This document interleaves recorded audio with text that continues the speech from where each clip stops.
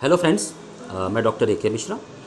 आज मैं जिस टॉपिक पे या जिस सब्जेक्ट पे आपसे बात करना चाहता हूँ वो आज की तारीख में देखें तो बहुत लोग उससे ग्रसित होते हैं। उसका नाम है सर्वाइकल स्पॉन्डिलाइसिस। सर्वाइकल स्पॉन्डिलाइसिस क्या होता है? सर्वाइकल स्पॉन्डिलाइसिस होता है हमारे गर्दन में कड़कपन आ जाना। यहाँ जो गर्दन है, गर्दन की तरफ की हड्डियों में कड़कपन आ जाना, और उसकी वजह से हमारे नस को, जो गर्दन से नस स्पाइनल की तरफ जाती है, तो जो भी सर्वाइकल की तरफ जो नसें होती हैं उसको कंप्रेस्ड करती हैं, नस को दबाती हैं, जिसकी वजह से क्या होता है, हमारे गर्दन को ऐसे ऐसे मूव करने में दिक्कत होती है।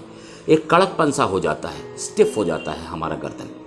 और दूसरा जो लक्षण आता है वो चक्कर आना, बहुत ज़्यादा चक्कर आता है। इतना ज़्यादा चक्कर आता है कि आप अपने झुक के कोई काम नहीं कर पाते हो, उठते हो तो भी चक्कर आता रहता है। हम चक्कर की बहुत सारी दवाइयाँ खाएंगे फिर भी कंट्रोल नहीं होगा।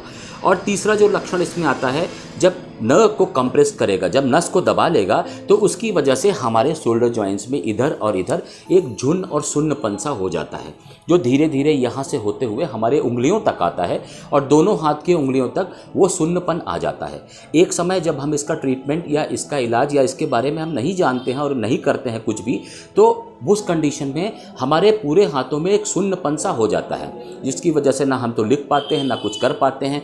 मैं आखिरी की बात बता रहा हूँ, स्टार्टिंग की बात नहीं कर पा रहा हूँ। तो ये सर्वाइकल होता है। उस सर्वाइकल स्पॉन्डिलाइसिस में हमें कैसे अपने आप को बचाना है?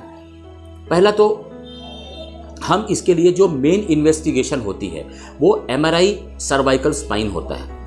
अगर एमआरआई आप नहीं करा पाते हैं तो आप एक्सरेज करा लीजिए, एक्सरे सर्वाइकल स्पाइन करा लीजिए। उसको कराने के बाद आप डॉक्टर से कंसल्ट कीजिए, डॉक्टर से मिलिए। हालांकि ये इन्वेस्टिगेशन कराने से पहले आप डॉक्टर से मिलिए, तो डॉक्टर से मिलिए। वो आपको, अगर आपको दवाइयाँ प्रेस्क्राइब करेगा, दवाइयाँ प्रेस्क्राइब करने के साथ साथ एक आपको सर्वाइकल कॉलर देता है जो आपको गर्दन में लगा के रखना है। गर्दन में लगा के रखने से आपका सबसे पहले जो रुकना शुरू होगा वो चक्कर आना बंद हो जाएगा। नहीं तो चक्कर इतना ज़्यादा आ जाएगा कि ना तो आप कुछ काम कर पाओगे, ना कुछ भी ऐसी चीज़ें कर पाओगे जिसकी वजह से आप एक स्टेबल भी नहीं बैठ पाओगे। तो सर्वाइकल कॉलर लगाने के बाद आपको थोड़ा सा रिलीफ मिलेगा। साथ में इस पर डॉक्टर्स पेन किलर कुछ देते हैं हल्का सा, वो आपके जानने की चीज़ नहीं है, वो तो आपको डॉक्टर देगा।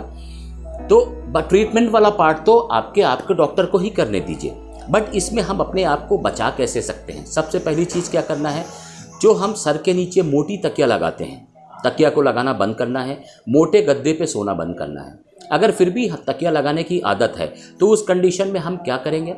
उस कंडीशन में हम एक पतला सा टॉवेल या पतला सा चद्दर अपने गर्दन पे लगाएंगे। अपने गर्दन को बहुत ज़्यादा ऐसे ऐसे मूवमेंट नहीं करना है, गर्दन को बहुत मूवमेंट नहीं करना है, बहुत घुमाना नहीं है। अगर हम लंबे समय तक कुछ भी झुक के काम कर रहे हों, जैसे महिलाओं की बात करें तो सब्जी काट रही हैं, स्वेटर बुन रही हैं, या कुछ भी ऐसा काम कर रही हैं जिसकी वजह से उनके गर्दन पे प्रेशर पड़ रहा हो, तो वो सब चीज़ें हमको नहीं करना है। अगर फिर भी हम नहीं कर पाते हैं, हमको लगता है कि हम नहीं करेंगे तो हमारा काम नहीं हो पाएगा, तो उस कंडीशन में सर्वाइकल कॉलर लगाना है। कॉलर लगाने के बाद, कॉलर लगाने का एक फ़ायदा ये है कि जब हम उस कॉलर को अपने गर्दन पे लगा लेते हैं तो वो हमारे गर्दन को एकदम पूरा टाइट सा रखता है। ना हम ऐसे कर पाते हैं ना ऐसे कर पाते हैं। पहले उस कंडीशन में क्या, अगर जैसे कोई आपका नाम बुलाता है कि आपका नाम क्या है, तो आप अपने गर्दन को इमीडिएट घुमा लेते हो।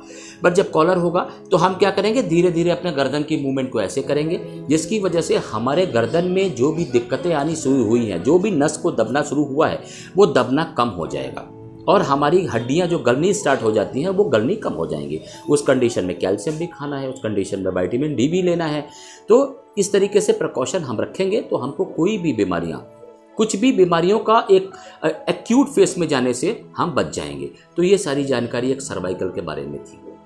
फिर से हम आपसे वही कहना चाहेंगे, इस वीडियो में जो भी आपने देखा, इस बीमारी से जो भी आपको समझ में आया, अगर आपको लगता है इसमें कुछ और डालना है तो आप व्यू बॉक्स में जाके कमेंट कर सकते हैं। और जितना हो सके, जो भी जिस टॉपिक पे भी आपको हमसे जानने की ज़रूरत है, आपको हमें सुनना है, तो आप उस टॉपिक के बारे में व्यू बॉक्स में बोलें।